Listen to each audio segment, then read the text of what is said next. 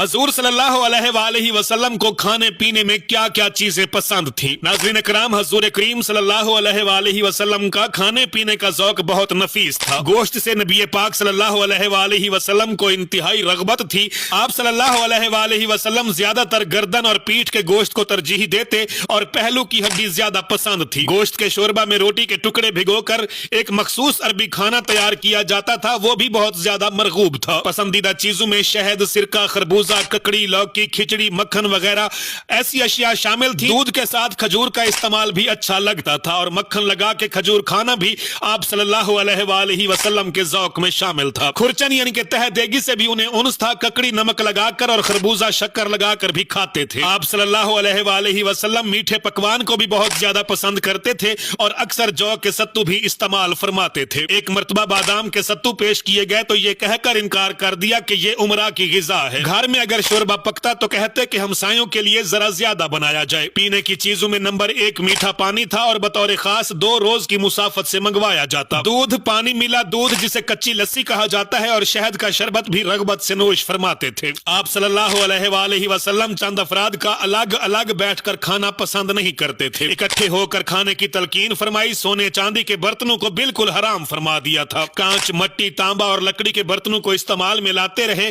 دسترخوان پر ہاتھ دھونے کے بعد جوتا اتار کر بیٹھتے، سیدھے ہاتھ سے کھانا لیتے اور اپنے سامنے کی طرف سے لیتے۔ برتن کے وسط میں ہاتھ نہ ڈالتے۔ ٹیک لگا کر کھانا پینا بھی خلاف معمول تھا۔ آپ صلی اللہ علیہ وآلہ وسلم 2 زانوں یا پھر اکڑوں بیٹھتے، ہر لقمہ لینے پر بسم اللہ پڑھتے، ناپسندیدہ کھانا بغیر عیب نکالے خاموشی سے چھوڑ دیتے تھے۔ زیادہ گرم کھانا نہ کھاتے، کھانا ہمیشہ 3 انگلیوں سے لیتے اور ان کو لتھڑنے نہ دیتے۔ دعوت ضرور قبول فرماتے اور اگر اتفاقاً کوئی دوسرا آدمی ساتھ ہوتا تو اسے لیتے جاتے، مگر صاحب خانہ سے اس کے لیے اجازت لیتے۔ مہمان کو کھانا کھلاتے تو بار بار اصرار سے کہتے کہ اچھی طرح بے تکلفی سے کھاؤ۔ کھانے کی مجلس سے باتقاضۂ مروت سب سے آخر میں اٹھتے۔ دوسرے لوگ اگر کھانے سے فارغ ہو جاتے تو ان کے ساتھ آپ صلی اللہ علیہ وآلہ وسلم بھی اٹھ جاتے۔ فارغ ہو کر آپ صلی اللہ علیہ وآلہ وسلم ہاتھ ضرور دھوتے، دعا کرتے جس میں خدا کی نعمتوں کے لیے ادائے شکر کے کلمات ہوتے۔ کھانے کی کوئی چیز آتی تو حاضر دوستوں کو شریک کرتے اور غیر حاضر دوستوں کا حصہ رکھ دیتے۔ پانی گھٹ گھٹ کی آواز نکالے بغیر پیتے اور بالعموم 3 بار پیالہ منہ سے الگ کر کے سانس لیتے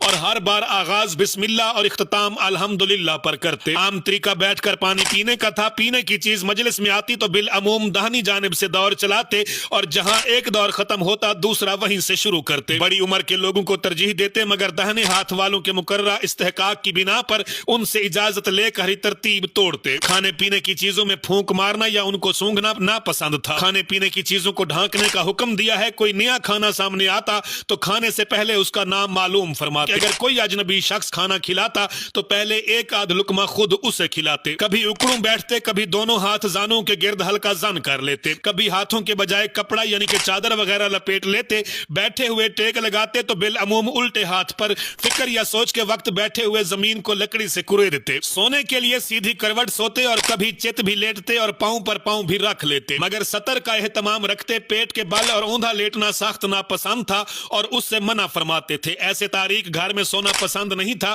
جس میں چراغ نہ جلایا گیا ہو۔ کھلی چھت پر جس کے پردے کی دیوار نہ ہو سونا اچھا نہ سمجھتے۔ وضو کر کے سونے کی عادت تھی اور سوتے وقت مختلف دعائیں پڑھنے کے علاوہ آخری 3 سورتیں پڑھ کر بدن پر دم کر لیتے۔ سوتے ہوئے ہلکی آواز سے خراٹے لیتے۔ رات میں قضاء حاجت کے لیے اٹھتے تو فارغ ہونے کے بعد ہاتھ منہ ضرور دھوتے۔ سونے کے لیے ایک تہ بند علیحدہ تھا۔ کرتا اتار کر آپ صلی اللہ علیہ وآلہ وسلم ٹانگ